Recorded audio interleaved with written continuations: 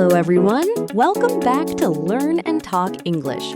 I'm Emma, and I am so happy you're here with us today. Hey there, I'm James. Great to have you back. So, Emma, today's topic is one that I think every single English learner needs, no matter what level they're at.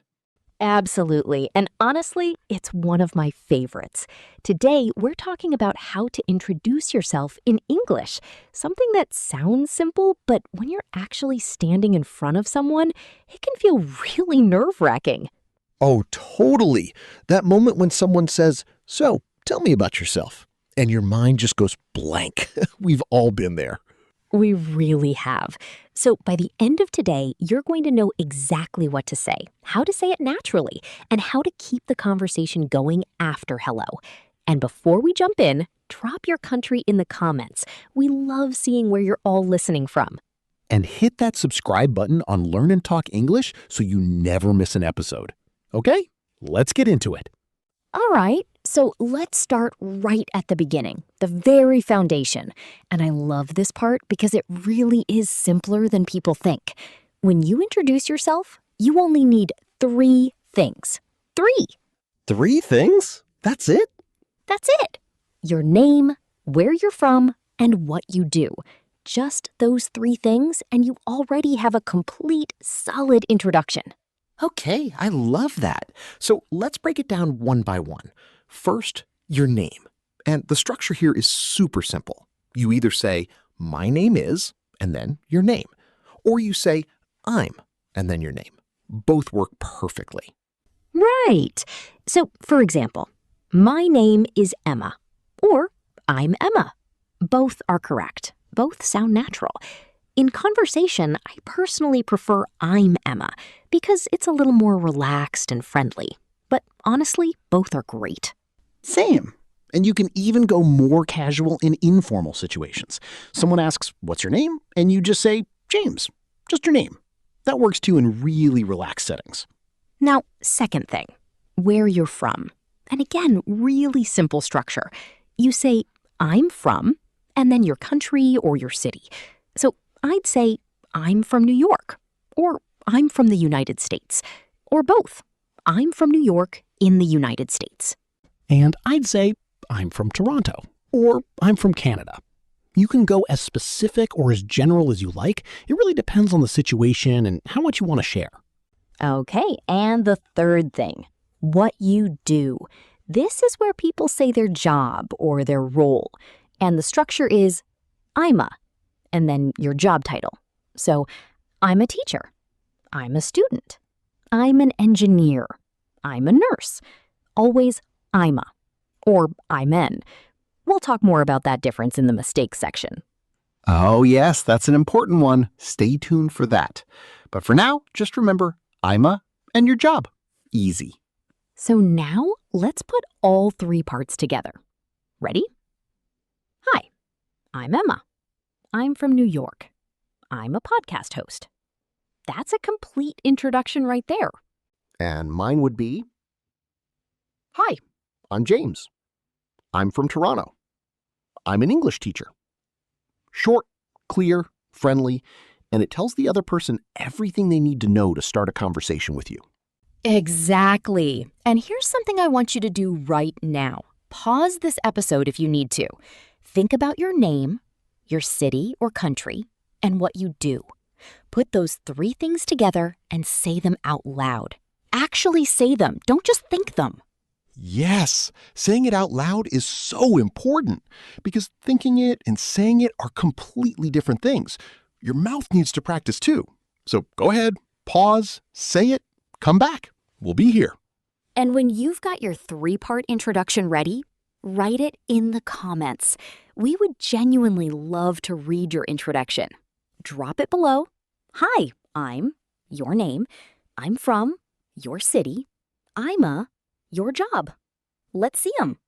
oh, I'm already excited to read those. Okay, so to quickly wrap up this section, 3 things. Name, where you're from, what you do. That's your foundation. That's where every good introduction starts. Got it? Great. Let's build on it. Okay, so now you've got the basics. But here's the thing. In real conversations, people don't just stop after 3 sentences. They add a little warmth, a little personality. And that's what makes an introduction go from okay to really good. Right. And this is honestly my favorite part because this is where you stop sounding like a textbook and start sounding like a real person. And it's not complicated at all. You just add one more thing. Exactly. So after your name, your city, and your job, you add something personal, a hobby, an interest, something you enjoy. And there's a really natural phrase for this. In my free time, I. And then you finish the sentence. Oh, I love that phrase, in my free time. It's so natural. Like, in my free time, I love watching movies. In my free time, I enjoy cooking. In my free time, I play football. Any hobby works. And it gives the other person something to connect with. Because if I say, in my free time, I love reading, and you also love reading, suddenly we have something to talk about. It opens the door. That's such a good point. It's not just about sharing information. It's about giving the other person a way into the conversation. Smart. So now let's talk about something really important. Formal versus informal introductions. Because honestly, this changes a lot depending on the situation. Oh, totally. The way I'd introduce myself at a birthday party is very different from the way I'd introduce myself in a job interview. Like, very different. Right. So in a casual, informal situation, like meeting someone at a party or at a social event, you'd say something like, "Hey, I'm Emma. Really nice to meet you." Relaxed, friendly, warm, short and sweet. But in a formal situation, a job interview, a business meeting, a professional event, you'd say, "Good morning. My name is Emma Johnson. It's a pleasure to meet you." See the difference? More polished, more professional. So here are 3 tips for formal introductions. First, use your full name. Not just Emma, Emma Johnson. It sounds more professional and complete. Second, use formal time greetings. Good morning, good afternoon, not hey or hi. Third, say, it's a pleasure to meet you, instead of nice to meet you. Both are correct, but the first one has a more formal feel. And for informal introductions, keep it short and keep it warm. Use your first name only. Say hey or hi. Smile in your voice. Say nice to meet you or great to meet you. And maybe add that little personal detail. In my free time, I love hiking. Okay, let's do a quick little practice.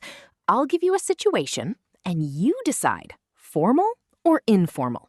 Ready? First situation. You're at a new English class, and the teacher asks everyone to introduce themselves. I'd say semi-formal. It's not a job interview, but it's also not a party. So I'd use my full name, be polite, and maybe add one hobby at the end. Perfect answer. Second situation. You're at a friend's birthday dinner, and you're meeting their other friends for the first time. Informal, for sure. Hey, I'm James. Great to meet you. Love the party. Super relaxed. Yes! Now, here's something for you to try. Write 2 introductions of yourself in the comments. One formal and one informal. Show us both. It's such good practice, and it really helps you see the difference for yourself. Love that challenge. Okay, so to review this section, a great introduction adds a personal detail, like a hobby. And your style, formal or informal, changes depending on where you are and who you're talking to. Simple, right? Okay, let's do a quick little practice. I'll give you a situation, and you decide, formal or informal. Ready? First situation. You're at a new English class, and the teacher asks everyone to introduce themselves. I'd say semi-formal. It's not a job interview, but it's also not a party. So I'd use my full name, be polite, and maybe add one hobby at the end. Perfect answer. Second situation. You're at a friend's birthday dinner, and you're meeting their other friends for the first time. Informal, for sure. Hey, I'm James. Great to meet you. Love the party. Super relaxed. Yes! Now, Here's something for you to try. Write 2 introductions of yourself in the comments, one formal and one informal. Show us both. It's such good practice, and it really helps you see the difference for yourself. Love that challenge. Okay, so to review this section, a great introduction adds a personal detail, like a hobby. And your style, formal or informal, changes depending on where you are and who you're talking to. Simple, right? All right, so here's the part that I think a lot of learners actually struggle with the most, and I totally understand why. You give your introduction, great. The other person gives theirs, wonderful. And then silence, that awkward pause where nobody knows what to say next. Oh, the dreaded silence. I know that pause so well. You're both just standing there, smiling and thinking, okay, now what? Exactly. So in this section, we're going to talk about how to keep the conversation going after your introduction. Because a good introduction isn't just about talking, it's about starting a connection. And connections need back and forth. The easiest way to do this, and honestly it works every single time, is to ask a question.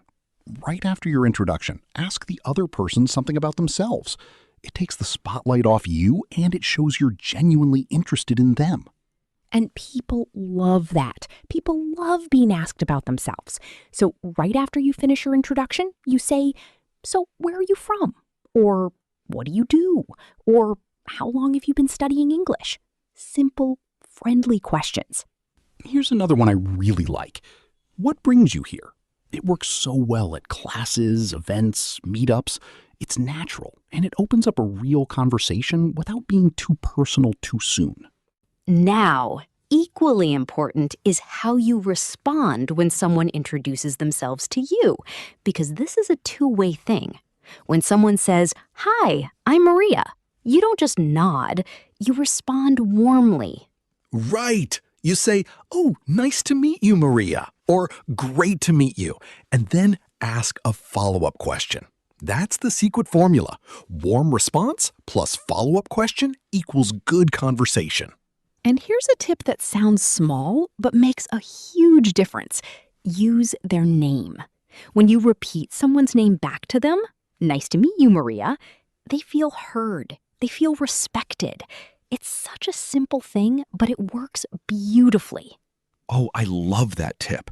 Using someone's name creates instant warmth. Try it next time. You'll be amazed at the difference. And one more thing. Don't be afraid of small talk. Small talk is that light, easy conversation you have before getting into deeper topics. Things like, "Oh, is this your first time at this class?" Or, "The weather is so nice today." Or, "How are you finding the event?" Small talk is like a warm-up. It gets both people comfortable before the real conversation starts. And it doesn't have to be deep or clever. Simple works perfectly. Okay, mini practice time. I'm going to start an introduction, and I want you, yes, you listening right now, to respond out loud. Ready? "Hi, I'm Emma. It's so nice to meet you." Now, what do you say? Pause and say it. Go on. Say it out loud. Don't just think it. Your speaking confidence grows every single time you actually speak. Even at home. Even alone. Say it. Ha, James is absolutely right. Speaking out loud, even to yourself, is one of the most powerful things you can do. Practice your introduction in the mirror. Have a conversation with yourself. It might feel silly, but it really, really works. All right, so to wrap up this section, after your introduction, keep things going with a question. Use the other person's name, respond warmly, and use small talk as your bridge into real conversation. You've got this. Okay, now, one of my favorite parts of every episode, the common mistakes section. And I want to say up front, James and I have personally made every single one of these mistakes, so you are in very good company.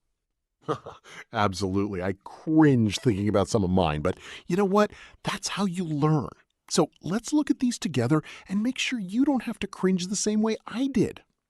Mistake number 1, and this is so common, using full forms instead of contractions when speaking. So learners say, I am Emma. I am from Japan. I am a student. And while that's grammatically correct, in spoken English, it sounds really stiff, robotic almost. Right, because in natural spoken English, we almost always use contractions. I'm Emma. I'm from Japan. I'm a student. Hear the difference? It instantly sounds warmer and more natural. So practice contractions.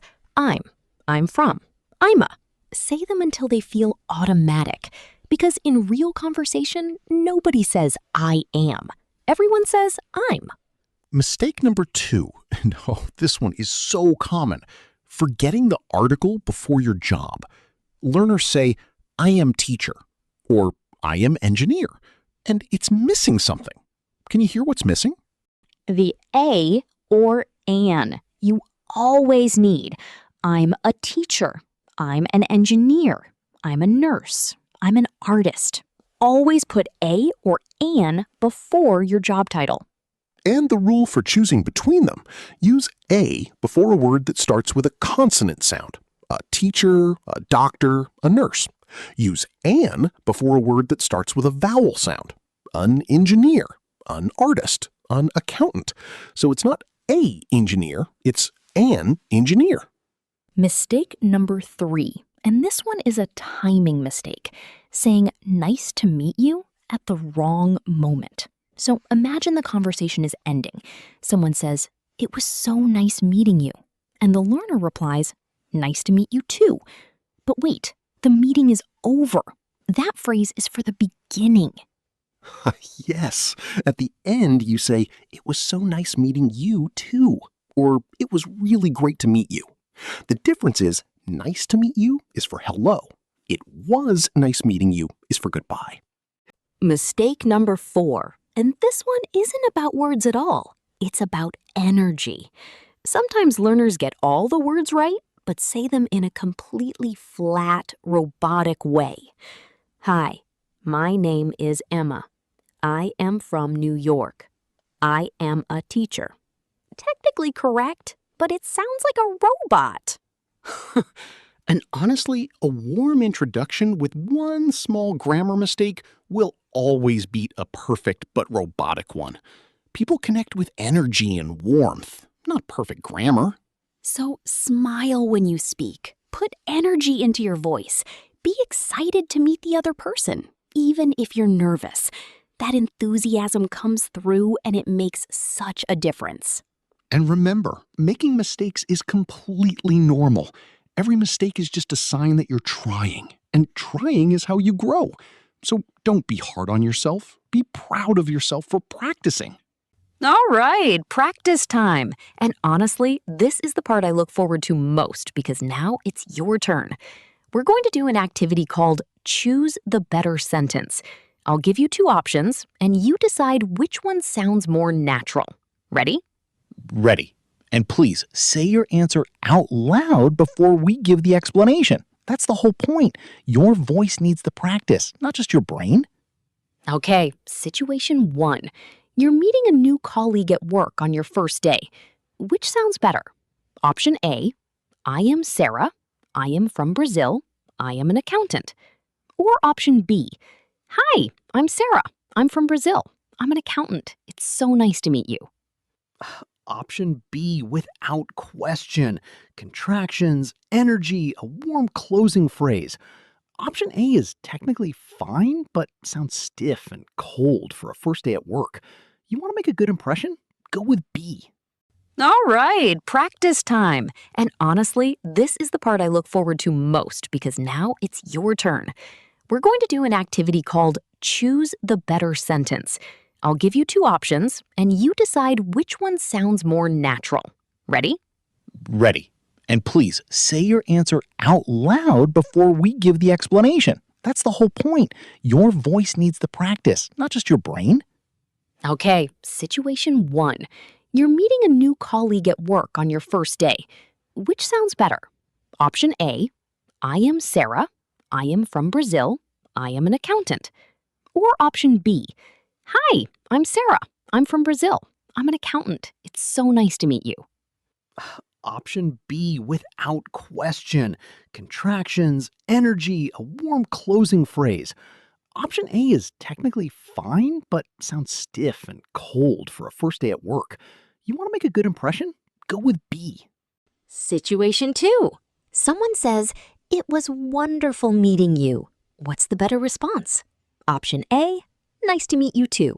Or option B, "It was wonderful meeting you too. I hope we run into each other again."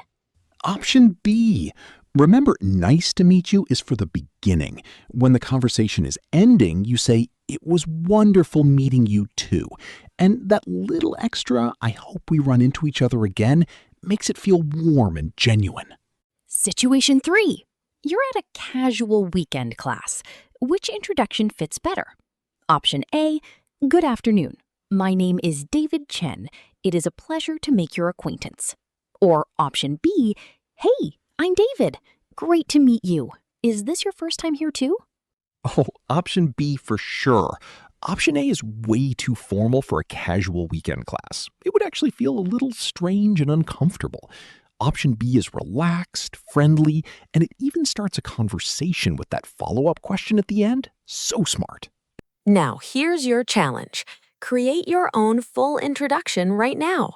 Name, where you're from, what you do, one hobby, and one follow-up question you could ask someone. Put the whole thing together and say it out loud 3 times. Then write it in the comments. Yes, we genuinely want to read your introductions. Don't wait until it's perfect. It doesn't need to be perfect. It just needs to be yours. Real conversation always beats perfect grammar. Always. Oh, wow. We really covered so much today, and I am just so proud of everyone who stayed with us all the way to the end. That commitment, that's exactly what makes the difference in learning a language. It really is. So let's quickly go over the 3 big things we covered today. First, the basic 3-part introduction. Your name, where you're from, and what you do. That's your foundation. Second, how to make your introduction more natural by adding a hobby and adjusting your style for formal or informal situations. Third, how to keep the conversation going after your introduction by asking questions, using names, and using small talk. And in the mistakes section, we covered using contractions, always using a or an before your job, knowing when to say nice to meet you versus it was nice meeting you, and most importantly, speaking with warmth and energy. Here's something I want you to think about. Is there a real situation coming up where you'll need to introduce yourself in English? A new class? A new job? A trip? An online meeting? Think about it. Prepare your introduction using what you learned today. You are more ready than you think. You really are. And I want you to know the fact that you're here, learning, listening, and practicing, that already puts you so far ahead. Be proud of yourself. Keep going every single day. Every little bit adds up. And if this episode helped you, please share it with a friend who's also learning English. That's the kindest thing you can do for someone on their learning journey. And of course, like this episode, leave your introduction in the comments, and subscribe to Learn and Talk English so you never miss a new episode. We are here with new topics, new practice, new conversations, all designed to help you sound more natural and feel more confident in English. We love making these episodes for you, and we're so grateful you're here. Thank you so much for spending this time with us today. You're doing amazing. Keep practicing, keep smiling, and remember, every single English conversation you have makes you better. We believe in you. See you next time.